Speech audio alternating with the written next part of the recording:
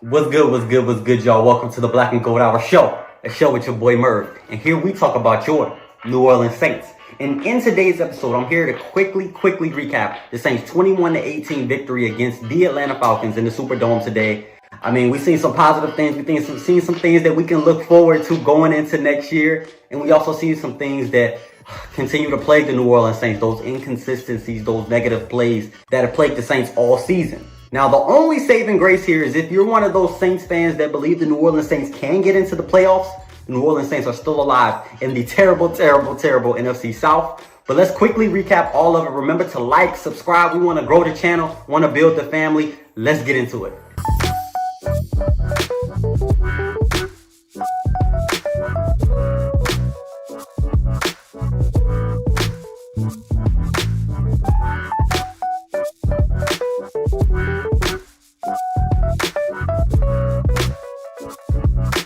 So jumping into the game, man, my expectations for the New Orleans Saints after the Bucs game was disappointment, disbelief, and honestly, man, I was happy for that bye week last week, man. I can't even lie to y'all, man. The New Orleans Saints just had me, man. I ain't even watched no football. I'm gonna be honest with y'all. The first game I've watched since the New Orleans Saints lost to the Bucs was the Jackson State game yesterday, man. And Jackson State did their thing. But North Carolina Central, you know, they deserve that victory and those kudos. So that's what's up. But going into the New Orleans Saints game, man, I just wanted to see the Saints use and utilize those players that we've been wanting them to utilize all season. A little bit more Taysom Hill, a little bit more Rashid Shaheed, and seeing them use Alvin Kamara in different ways. And in today's game, we kind of saw all of that. We saw them use Rashid Shaheed, and that boy is a playmaker. I don't want to say that he's like the next great wide receiver in the NFL, but I will say that that boy is a playmaker, and I definitely want to see more from the young kid, Rashid Shaheed, because he's been the highlight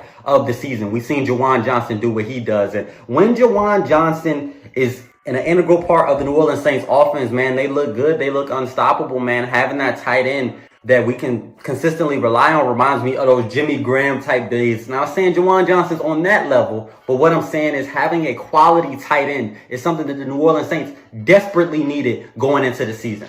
Now, what I will say is Andy Dalton did play well. He did play well against the Bucs last week, and he looked consistent. He was doing great things. He was throwing great passes. He was doing his thing. I won't say that he was, doing anything spectacular or anything that your boy Jameis couldn't do, who's on the sidelines right now. But I will say that Andy Dalton is handling things and finding open receivers, which is something that we definitely want to see from him. Now, going into Alvin Kamara, we've been kind of complaining about how Alvin Kamara hasn't been used right. He hasn't been like his normal self. And in today's game, we saw a little bit of that. He was in the passing game. He was in the running game. He was hitting the holes hard. Alvin Kamara was doing his thing. And it was something that the New Orleans Saints fan base desperately needed to see. Because if the Saints go out and we go out losing the rest of the games this season, we want to see Alvin Kamara lead the way. You know what I'm saying? Alvin Kamara is our rock. He is our star, man. And we definitely want to see what he does. And he definitely did his thing this week. So going into the wide receiver group, we got to talk about Chris Olave. He's continuing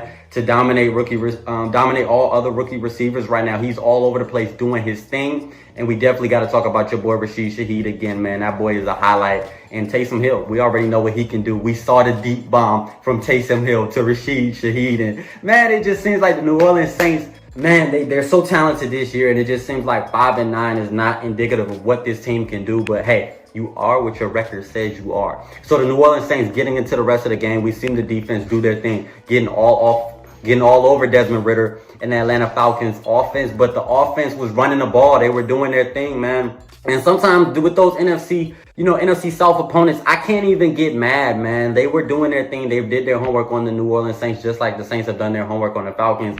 And the Falcons were taking advantage of some of the run defense that the New Orleans Saints may have struggled with on and off this season. And, we saw Cordell Patterson and Algiers do their thing, but the New Orleans Saints were able to get the victory. And I'm not going to take too much time to cover this game because it was just one of those games where it was just a hard-fought NFC South matchup, and the New Orleans Saints were on the better half of the victory today. But going into the defensive side of the ball, I do want to talk about Alontae Taylor.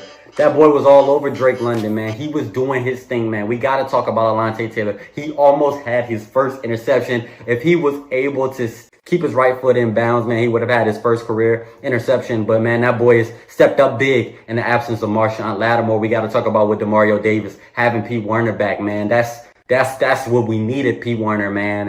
And the New Orleans Saints defense look good. We know what they can do, man. It's just the offense has to be able to take advantage of opportunities. And once again, we saw running back lose the football, fumbling, man. And that's just something that we can't have. It's just something that, man, has plagued the Saints all season. And what separates the good teams, the bad teams, and the great teams from each other, man. And New Orleans Saints definitely are on the bad side of the turnover battle right now this season, and they gotta be better, man. But the New Orleans Saints were able to get the victory, 18-21. Of course, the New Orleans Saints didn't get a first down to end the game, and it was one of those heart-beating kind of games. We wanted to see if the Atlanta Falcons were gonna be able to get into field goal territory and be able to tie the game up as the game ended. But the New Orleans Saints defense this time around was able to hold it down, and the Saints are 5-9 right now. And in the NFC South, man, we need a lot of help, but the New Orleans Saints are about 3 wins away from, letting fate decide itself. But the New Orleans Saints playoff hopes are still kind of slim,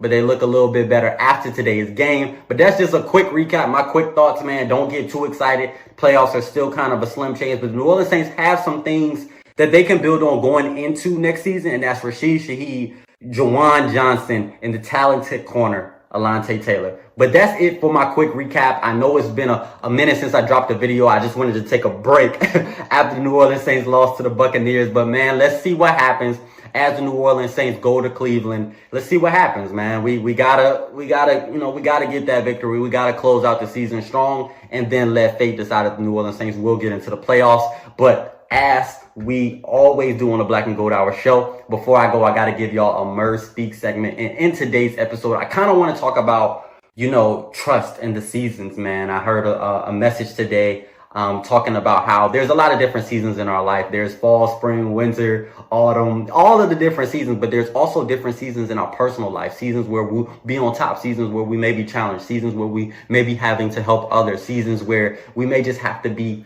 in our own room, just doing our own thing. And those are the times where we grow and we build. Remember to just take a look, take self-reflection to analyze what season you're in, and then just trust the process, trust the grind. If you're in that season where you're helping others, if you're in that season where you're in service, if you're in that season where essentially you're just building, trying to find your own and learn more about yourself, enjoy that season, enjoy the holidays, stay safe, be blessed. It's been another edition of the Black and Gold Hour show. Who that said they're gonna beat them Saints?